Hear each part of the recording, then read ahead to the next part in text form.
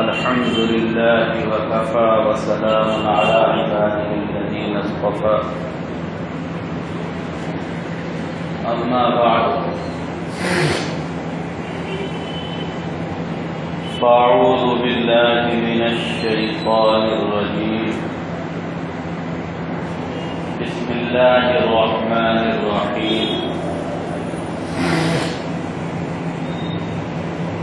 إن الذين يكنزون الذهب والفضة ولا ينفقونها في سبيل الله فبشرهم بعذاب أليم يوم يحمى عليها في نار جهنم فتطوى بها جباههم وجنوبهم وظهورهم هذا ما كنزتم لأنفسكم فذوقوا ما كنتم تكنزون.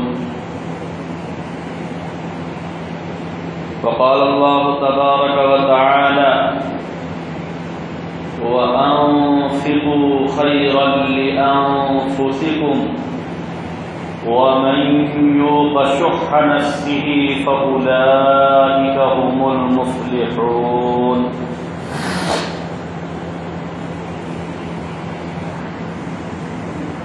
صدق الله العظيم.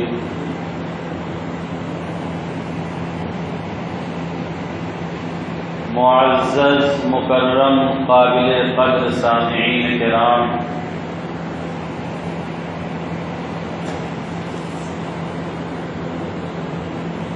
ماہ رمضان میں اللہ تعالی نے بطور خاص 4 عبادتوں کو دیا. ان میں سے ایک تو روزہ ہے اور دوسرے تراویح کی نماز ہے، تیسرے تراویح میں پورا قرآن مجید سننا، چوتھے اخیر عشرے کا اعتکاف ہے. ان 4 عبادتوں کا اضافہ ہے اس ماہ، اور یہ 4 عبادتیں ایسی ہیں کہ رمضان کے علاوہ میں اس کو ادا کرنا چاہیں تو ادا نہ ہو. ان عبادتوں کو رمضان ہی میں کرنا ہوگا. لیکن ہم لوگوں نے ایک اور عبادت کو رمضان میں بڑھا دیا. وہ کیا ہے؟ وہ ہے صدقات و زکات کو رمضان ہی میں نکالنا. صدقات و زکات کو رمضان میں بھی نکالنا یہ تو صحیح ہے، رمضان ہی میں نکالنا یہ زیادتی. الفاظ پہ غور کیجیے گا. صدقات و زکات کو رمضان ہی میں نکالنا، باقی 11 مہینے اس سے خاموش رہنا یہ زیادتی، اور رمضان میں بھی نکالنا یہ صحیح. رسول پاک علیہ السلام ماہ رمضان میں ایسے خرچ کرتے تھے جیسے کہ تیز آندھی، یعنی بہت زیادہ خرچ کرتے تھے. یہ مطلب نہیں ہے کہ 11 مہینے خرچ ہی نہیں کیا کرتے تھے، مطلب یہ ہے کہ 11 مہینے بھی خرچ کرتے تھے اور رمضان میں بھی خرچ کرتے تھے. بس فرق یہ ہوتا تھا کہ ماہ رمضان میں زیادہ خرچ کرتے تھے.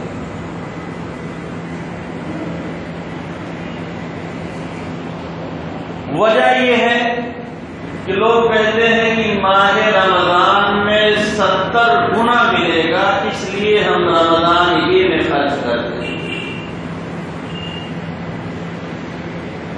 70 گنا ملے گا اس لیے ہم رمضان ہی میں خرچ کرتے ہیں. کوئی ایسی آیت، کوئی ایسی حدیث نہیں ہے جس میں بطور خاص یہ کہا گیا ہو کہ مال خرچ کرو گے تو 70 گنا ملے گا۔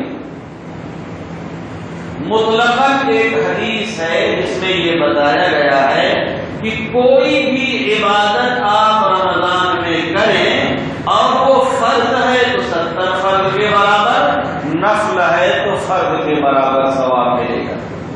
فقط مال کے لیے یہ حکم نہیں ہے، بلکہ نماز کے لیے بھی ہے، تلاوت کے لیے بھی ہے، تسبیحات کے لیے بھی ہے، درود پاک کے لیے بھی ہے، خدمت خلق کے لیے بھی ہے، ماں باپ کے ساتھ اچھا برتاؤ کرنے کے لیے بھی ہے۔ یہ حدیث مطلق۔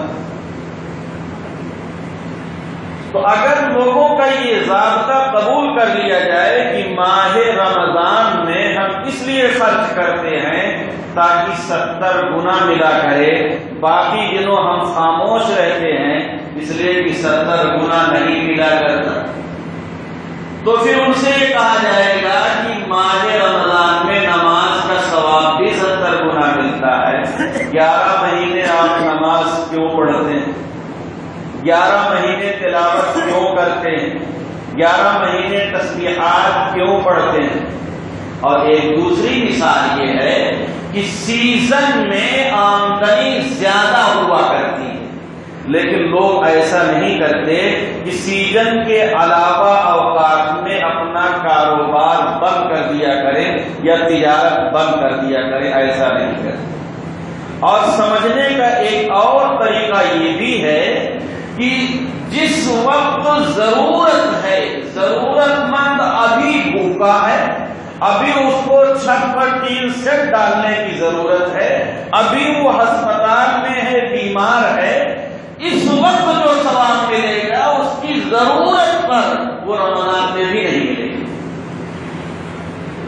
جس وقت آدمی کو بھوک لگی ہو اس وقت اس کے لیے سوکھی روٹی کی جو حیثیت ہے، بھرے ہوئے پیٹ میں آپ گھی کی روٹی کھلائیں تو پھر اس کی وہ حیثیت ہے۔ اس فرق کو بھی نہیں بھولنا چاہیے۔ ضرورت، جس وقت ضرورت ہے، جس وقت موقع۔ ہم لوگوں کا مزاج ایسا بن گیا ہے اور ہم لوگوں کا خیال ایسا ہو گیا ہے کہ یہ دینی کام جتنے ہیں یہ سب علماء کرام کو کرنا چاہیے، حفاظ کرام کو کرنا چاہیے، ہماری کوئی خاص اس میں ذمہ داری نہیں۔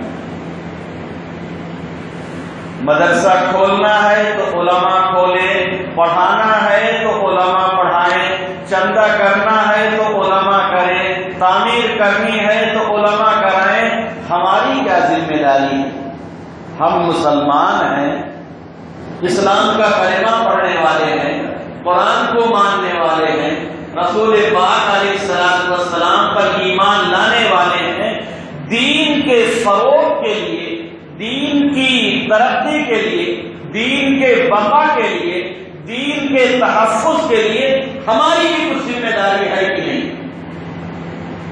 کیا ہم صرف اس لیے کماتے ہیں کہ ہمارے بدن پہ بہترین کپڑا آ جائے، جوڑے پر جوڑے تیار ہو جائیں، بہترین بلڈنگ تیار ہو جائے، عمدہ مکان ہو جائے، 1 کروڑ 40 لاکھ کی پراپرٹی خرید لی جائے، 30 لاکھ الیکشن میں لگا دیے جائیں، شادیوں میں 20-25 لاکھ خرچ کر دیے جائیں؟ صرف اس لیے ہم کماتے ہیں، باقی اور کام ہمارے ذمہ نہیں؟ کیا ہمیں یہی رہنا ہے؟ آگے نہیں جانا ہے؟ آگے کی جو بلڈنگ ہے، آگے کا جو مکان ہے، آگے کا جو ٹھکانہ ہے، جہاں ہمیشہ رہنا ہے، اس کے لیے کچھ بھیجنا اور جمع کرنا اور انتظام کرنا، یہ بھی ہماری ذمہ داریوں میں ہے یا نہیں؟ یہ میں ان سے نہیں کہہ رہا ہوں جو ایسا کرتے، اور ان سے بھی نہیں کہہ رہا ہوں جو نہایت غریب اور تنگدست، میں ان سے کہہ رہا ہوں جن کے پاس ہے لیکن وہ غفلت میں مبتلا۔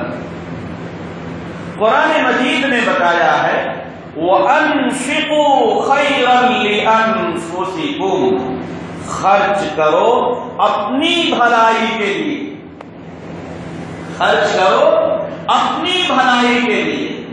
یہ دوسرے کی بھلائی کے لیے حقیقت میں خرچ نہیں ہے، ہاں فائدہ تو ہو جائے گا دوسرے کا، لیکن در حقیقت اس میں خرچ کرنے والے کی بھلائی۔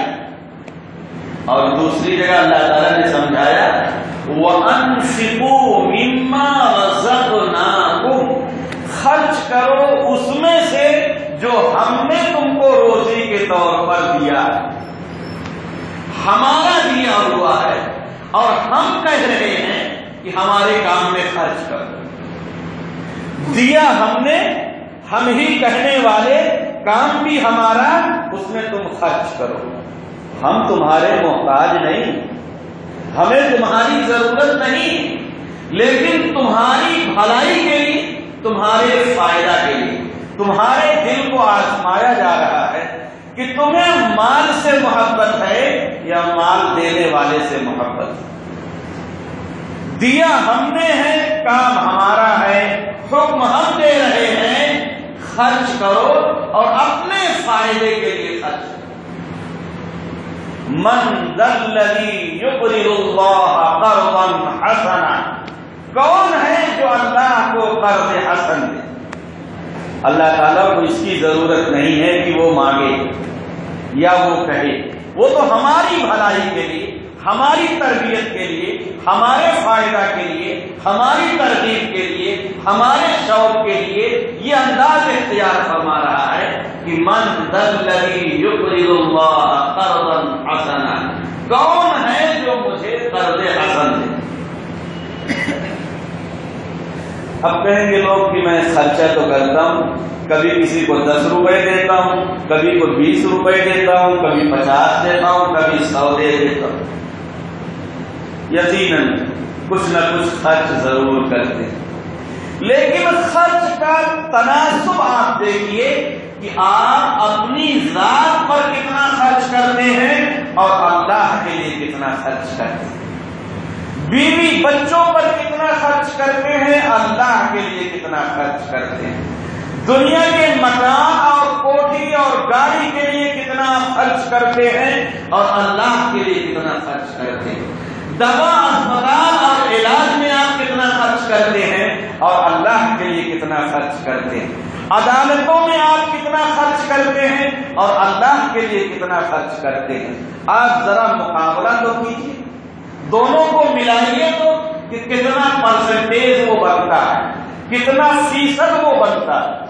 وہ چیزیں جو ضائع ہونے والی ہیں، ہلاک ہونے والی ہیں، فنا ہونے والی ہیں، ختم ہونے والی ہیں، اور بہت سی چیزیں فضول ہیں، بیکار ہیں، ناجائز ہیں، اس میں آپ کتنا خرچ کرتے ہیں اور اللہ کے لیے، اپنی ضرورت کے لیے، آخرت کے لیے، جنت میں ٹھکانہ بنانے کے لیے، پیغمبر کو خوش کرنے کے لیے، اللہ کو راضی کرنے کے لیے کتنا خرچ کرتے ہیں۔ انصاف کے ساتھ اپنے گریبان میں چھانیے، اپنا جائزہ لیجیے۔ ما عندکم ينفد وما عند اللہ باق، جو وہاں کے لیے خرچ کر دیا وہ باقی رہنے والا ہے، اور جو اپنے پاس رکھا ہوا ہے وہ ختم ہونے والا ہے۔ کیا اللہ تعالیٰ نے یہی کہا ہے کہ بس کپڑے پہننا اور ایک گاڑی کے بعد دوسری گاڑی بدلنا، ایک مکان کے بعد دوسرے مکان لینا اور اپنے مکان میں ٹائلز اور سنگمرمر اور یہ اور وہ اور فرنیچر اور یہ سب کام کرنا، لیکن دینی کاموں میں حصہ مت لینا؟ اس کے لیے انتظار کرنا کہ کوئی مدرسے کا عالم آئے، کوئی مفتی آئے، کوئی شیخ الحدیث آئے، وہ آپ کے سامنے آئے، اعلان کرے، پھر رومال بچھائے، آپ سے گزارشیں کرے، آپ سے منتیں کرے، آپ سے سماجتیں کرے، پھر آپ پیسے نکالنا۔ کیا یہی تعلیم ہے؟ کیا یہی حکم ہے؟ اگر مسلمان اپنی ذمہ داری سمجھتے، اگر مسلمان یہ سمجھتے کہ دین کا تحفظ ہماری ذمہ داری ہے، دین کی اشاعت ہماری ذمہ داری ہے، دین کو باقی رکھنا ہماری ذمہ داری ہے، اگر مسلمان اس بات کو سمجھتے اور مسلمان اس کے لیے اپنے آپ کو تیار کرتے تو یہ نوبت نہ آتی، تو یہ نوبت نہ آتی۔ ایک مسلمان کی ذمہ داری یہ ہے کہ جو کچھ کمایا ہوا ہے، جو کچھ رزق ہے، اس میں اللہ کے لیے مقرر کرے کہ میں اس میں 5%، 10%، 15% اور 20% اور جس کو جیسی حیثیت ہو 25% اور 30% اللہ کے لیے خرچ کیا کروں گا اور تلاش کر کر کے ضرورت کی جگہوں میں پہنچایا کروں گا۔ اگر لوگ ایسا کرتے تو مدارس کو یہ محنت کرنے کی ضرورت نہ پڑتی۔ یہ تو پارٹنرشپ کا کام ہے، شرکت کا کام ہے۔ حافظ قرآن قرآن مجید پڑھائے گا، عالم دین عالم بنائے گا اور مفتی دین مفتی بنائے گا، شیخ الحدیث حدیثیں پڑھائے گا۔ آپ کا کام یہ تھا کہ آپ کو اللہ تعالیٰ نے مال دیا ہے، آپ کو دولت دی ہے، آپ کو وقت دیا ہے، بدن میں صحت دی ہے، آپ چل کر جائیں، آپ دیکھیں اور جہاں ضرورت ہو وہاں بھرپور حصہ لیں اور اس میں مال خرچ کریں۔ لیکن مسلمانوں کا حال یہ ہو گیا ہے کہ اگر رمضان کے علاوہ میں کوئی سفیر آ گیا تو کہتے ہیں کہ پھر موسم کیسے چلے آئے، اور رمضان میں ایک رمضان کو آ گیا تو کہتے ہیں کہ ابھی تو ہمارا حساب نہیں ہوا ہے، آپ ابھی کیسے چلے آئے۔ 10 رمضان کو بھی آ گیا تو کہتے ہیں کہ ہمارے یہاں جو چندہ شروع ہوتا ہے وہ 15 کے بعد شروع ہوتا ہے، اور کوئی کہتا ہے کہ ہمارے یہاں 25 رمضان کو تراویح کے بعد آنا۔ یہ سب واہیات باتیں، ان باتوں کا تعلق اسلام سے نہیں ہے، ایمان سے نہیں ہے، قرآن سے نہیں ہے، حدیث سے نہیں۔ یہ باتیں واہیات ہیں، منمانی ہیں، تکلیف دینے والی ہیں، ستانے والی ہیں۔ کوئی ایک عالم، کوئی ایک مفتی، کوئی ایک محدث، کوئی ایک بڑا مفکر دلائل کے ساتھ مجھے بتا دے جس میں اللہ تعالیٰ نے یا اللہ کے رسول نے یہ فرمایا ہو کہ فقط رمضان ہی میں خرچ کرنا یا فلاں تاریخ ہی میں خرچ کرنا، کوئی مائی کا لال ہو مجھے بتا دے۔ اللہ تعالیٰ نے ارشاد فرمایا الذین ينفقون اموالهم باللیل والنہار سرا وعلانیہ فلهم اجرهم عند ربهم ولا خوف علیہم ولا هم يحزنون۔ یقیناً وہ لوگ جو اللہ کے لیے اللہ کی راہ میں مال خرچ کرتے ہیں لیکن ان کا کوئی ٹائم ٹیبل فکس نہیں ہے، نہ وہ رات دیکھتے ہیں نہ دن دیکھتے ہیں، نہ صبح دیکھتے ہیں نہ شام دیکھتے ہیں، نہ مہینہ دیکھتے ہیں نہ سال دیکھتے ہیں نہ وقت دیکھتے ہیں۔ جب جہاں ضرورت ہوتی ہے اور ان کو اللہ تعالیٰ نے دیا ہے حسب حیثیت اس میں وہ مال خرچ کر دیتے ہیں۔ فَلَهُمْ أَجْرُهُمْ عِنْدَ رَبِّهِمْ، ان کے لیے ان کے رب کے پاس بہت بڑا اجر ہے۔ وَلَا خَوْفٌ عَلَيْهِمْ، ان پر کوئی خوف نہیں ہے، نہ دنیا میں نہ موت کے وقت اور نہ ہی قبر میں نہ ہی حشر میں۔ وَلَا خَوْفٌ عَلَيْهِمْ وَلَا هُمْ يَحْزَنُونَ، اور نہ ہی ان کو کوئی غم۔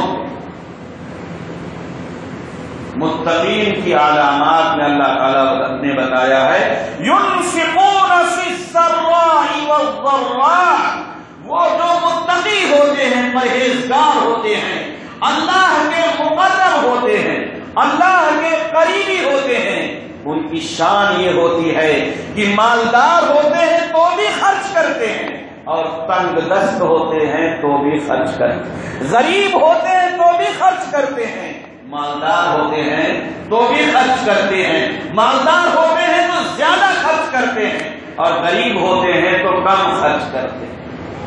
ہم لوگوں کا مزاج تو قارون جیسا بنتا جا رہا ہے، سب کو نہیں کہہ رہا ہوں، ان لوگوں کو کہہ رہا ہوں جن کا ایسا مزاج بن گیا۔ قال انما اوتیتہ علی علم عندی، قارون کا حال یہ تھا کہ حضرت موسیٰ علیہ السلام سمجھاتے تھے کہ زکوٰۃ نکالو زکوٰۃ نکالو زکوٰۃ نکالو، لیکن وہ کہتا تھا کہ اس میں اللہ کا کوئی حصہ نہیں، زکوٰۃ نہیں نکالو، یہ تو میں نے اپنے ہنر سے کمایا ہے، اس میں اللہ کا کیا؟ میں نے محنت کی ہے، میں نے پسینہ بہایا ہے، میں نے قربانی کی ہے، میں نے اپنے علم سے کمایا، اس میں اللہ کا کون سا حصہ؟ اللہ تعالیٰ نے قارون کو خزانوں سمیت زمین میں دھکا دیا۔ اللہ تعالیٰ نے قارون کو اس کی دولت اس کے خزانوں سمیت زمین میں دھکا دیا۔ ارشاد فرمایا اللہ تعالیٰ نے وَأَنفِقُوا خَيْرًا لِأَنفُسِكُمْ، خرچ کرو اپنی بھلائی کے واسطے، وَمَن يُوقَ شُحَّ نَفْسِهِ فَأُولَٰئِكَ هُمُ الْمُفْلِحُونَ، اور جو جس کا دل بچا لیا گیا حرص سے، لالچ سے، بخل اور کنجوسی سے، وہ آدمی کامیاب ہو گیا، وہ آدمی کامیاب ہو گیا۔ جس کے دل میں لالچ نہ ہو، جس کے دل میں حرص نہ ہو، جس کے دل میں کنجوسی نہ ہو، وہ کامیاب ہو گیا۔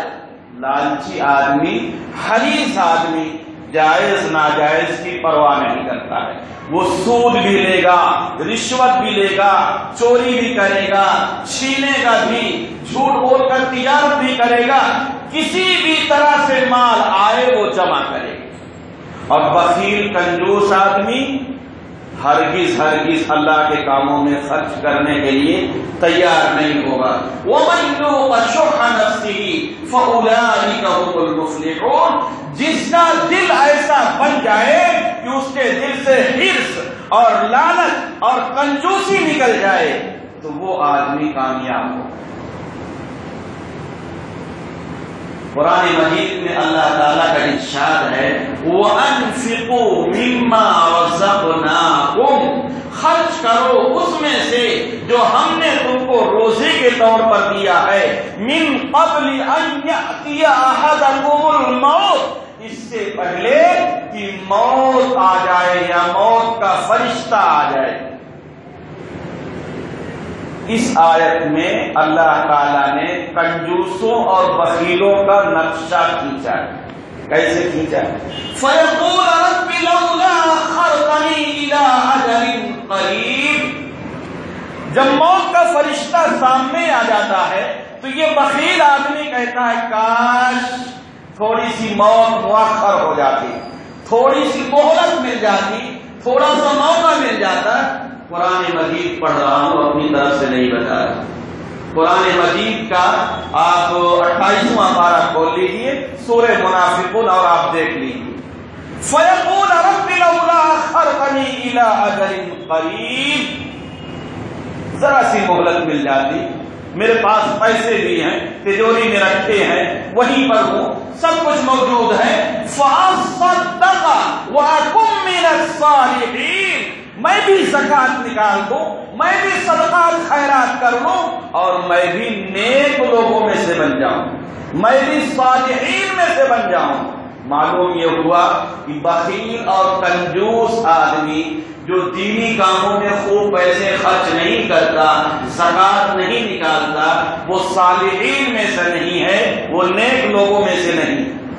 یہ بخیل آدمی کا حال ہوتا ہے موت کے وقت فَأَصَّدَّقَ وَأَكُن مِّنَ الصَّالِحِينَ، یہ ان لوگوں کا حال ہوتا ہے جو کہتے ہیں کہ ہم تراویح کے بعد نکالیں گے، ہم 21 رمضان کو نکالیں گے، ہم 22 رمضان کو نکالیں گے۔ ان کو چاہیے کہ وہ اپنی اصلاح کریں، بیشکی زکات بھی نکال سکتے ہیں، ایڈوانس زکات بھی نکال سکتے ہیں، اور زکات نکال کر علیحدہ کر کے ترتیب وار جہاں جیسے ہو وہاں تک پہنچا بھی سکتے ہیں۔ ایک لمحہ ایک وقت مقرر کرنا اور پھر زکات ہی پر پڑے رہنا یہ کوئی کمال کی بات نہیں ہے۔ آپ کے پاس کوئی ملازم ہو، کوئی نوکر ہو، آپ نے 4 گھنٹے کی ڈیوٹی دے رکھی ہے اور 4 ہی گھنٹے وہ کام کرتا، کہتا کہ صاحب آپ نے 4 ہی گھنٹے کی تنخواہ دینی، اس لیے میں 4 سے زیادہ نہیں کرتا، تو آپ کا دل اندر سے قبیلہ خاطر ہو جائے گا کہ موقع ملے گا کسی چھٹی کر دے گی۔ لیکن ایک دوسرا ملازم ہے جو 5 گھنٹے کرتا ہے، 6 گھنٹے کرتا ہے، جو کام آپ نے دیا ہے اس کے علاوہ آپ کے جوتے بھی صاف کرتا ہے، آپ کی گاڑیاں بھی صاف کرتا ہے، دکان میں جھاڑو بھی لگاتا ہے، آپ خوش ہو جائیں گے، بڑا اچھا ملازم ہے۔ بولو تمہیں کتنا لینا ہے؟ گھر کی ضروریات میں، شادی میں، مکان بنانے میں، گاڑی کی ضرورت ہو، جو ضرورت ہو میں دینے کے لیے تیار۔ تو فرائض کے ساتھ نوافل ہیں، زکات کے ساتھ صدقات و خیرات ہیں. جو بندہ زکات کے ساتھ صدقات و خیرات بھی کرتا ہے وہ اللہ کا مقرب بندہ بن جاتا ہے. فَأَصَّدَّقَ وَأَكُن مِّنَ الصَّالِحِينَ وَلَن يُؤَخِّرَ اللَّهُ نَفْسًا إِذَا جَاءَ أَجَلُهَا. جب موت کا وقت آ گیا تو ذرہ برابر ادھر ادھر نہیں ہونا ہے. واللہ خبیر بما تعملون. اللہ تعالیٰ جانتا ہے تمہارے دل کا حال، جو تم سوچتے ہو وہ بھی جانتا ہے. 90 سال کی عمر دیا تھا، 80 سال کی عمر دیا تھا، 70 سال کی عمر دیا تھا، لیکن تم اسی پر ڈٹے رہے، اسی پر جمے رہے، کنجوسی اور بخل کرتے رہے. ابھی تمہیں اور عمر دے دی جائے گی، پھر بھی تم اسی طرح رہو گے. ذرہ برابر تمہارے اندر فرق نہیں آئے گا.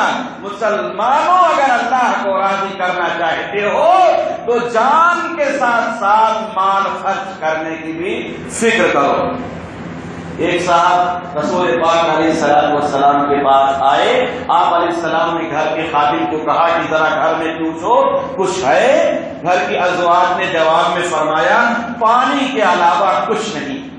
آپ علیہ السلام نے مجمع میں جو صحابہ بیٹھے ہوئے تھے اعلان فرمایا کوئی ہے جو ان کی ضیافت کرے.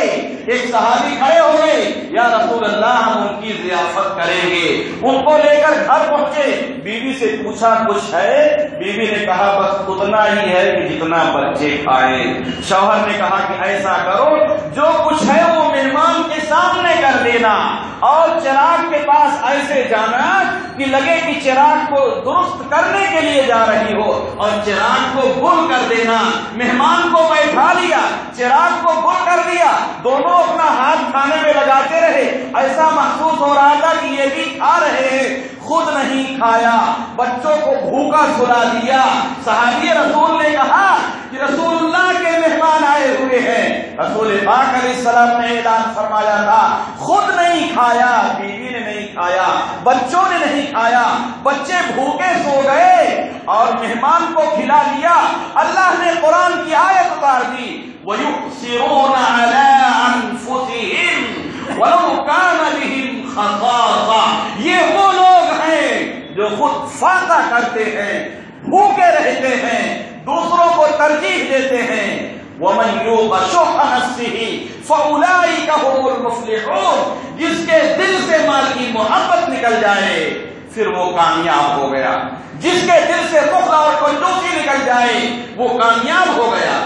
مال رکھنا جرم نہیں ہے، مال کمانا جرم نہیں ہے، لیکن جہاں جہاں اللہ اور رسول نے بیان کیا ہے دل کھول کے خرچ کرنا یہ سعادت اور کمال کی بات ہے. یہ نہ کرنا جرم ہے. ان الذین یکنزون الذهب والفضة. یقیناً وہ لوگ جو سونا اور چاندی یعنی مال و دولت اکٹھا کر کے رکھتے ہیں وَلَا يُنْفِقُونَهَا فِي سَبِيلِ اللَّهِ، لیکن اللہ کی راہ میں خرچ نہیں کرتے یعنی زکات نہیں دیتے. فَبَشِّرْهُمْ بِعَذَابٍ أَلِيمٍ. ان کے لیے دردناک عذاب ہے. يَوْمَ يُحْمَى عَلَيْهَا فِي نَارِ جَهَنَّمَ. ان کے مال کو جہنم میں تپایا جائے گا، اتنا تپایا جائے گا کہ وہ مال آگ کا انگارہ بن جائے گا. فَتُقْوَى بِهَا جِبَاهُهُمْ. پہلے ان کے ماتھے اور پیشانی کو داغا جائے گا. مفسرین کرام یہاں پر یہ نقطہ لکھتے ہیں کہ جب سمجھایا جاتا ہے تو ماتھے پر بل پڑ جاتے ہیں. یہ مولانا صاحب، یہ مفتی صاحب نے سمجھایا کیوں؟ میں نے اتنی محنت سے اسی لیے کمایا ہے کہ ان لوگوں کو دے دوں، مدرسے میں دے دوں، مسجد میں دے دوں، میں نہ کھاؤں، بڑے بڑے مکانات نہ بناؤں، بڑی بڑی گاڑیاں نہ خریدوں. ماتھے پہ بل پڑ جاتے ہیں. فَتُقْوَى بِهَا جِبَاهُهُمْ. ماتھے کو داغا جائے گا، سامنے کا پورا حصہ آ جائے گا. وَجُنُوبُهُمْ. پھر دونوں بغلوں کو داغا جائے گا. اس لیے اور سمجھایا جاتا ہے تو رخ پھیر لیتے ہیں، نہ سنیں گے نہ کچھ کرنا پڑے گا. وَظُهُورُهُمْ. اس کے بعد پیٹھ کو داغا جائے گا کہ نہ ان کے پاس کھڑے رہیں گے، پیٹ پھیر کر چلے جائیں گے، نہ رہیں گے نہ سننا پڑے گا. هَذَا مَا كَنَزْتُمْ وہ مال کہے گا کہ یہ وہی مال، یا ایک فرشتہ کہے گا یہی مال ہے جسے تم نے جمع کر کے رکھا تھا لیکن زکات نہیں دیتے تھے، فذوقوا ما کنتم تکنزون، اب مزہ چکھ لو زکات نہ دینے کا۔ یہ چند باتیں عرض کرنی تھی، اللہ تعالیٰ کے فضل سے، اللہ تعالیٰ کی توفیق سے میں نے عرض کر دیا۔ اول اپنے آپ سے کہا ہے، اس کے بعد آپ سے کہا ہے۔ آپ سے بھی گزارش ہے اور اپنے آپ سے بھی میں کہتا ہوں کہ یہ جو مالیات کا مسئلہ ہے، اس کے لیے ہر آدمی نظام بنا لے اور دستور بنا لے کہ مجھے کتنا خرچ کرنا ہے اللہ کی راہ میں۔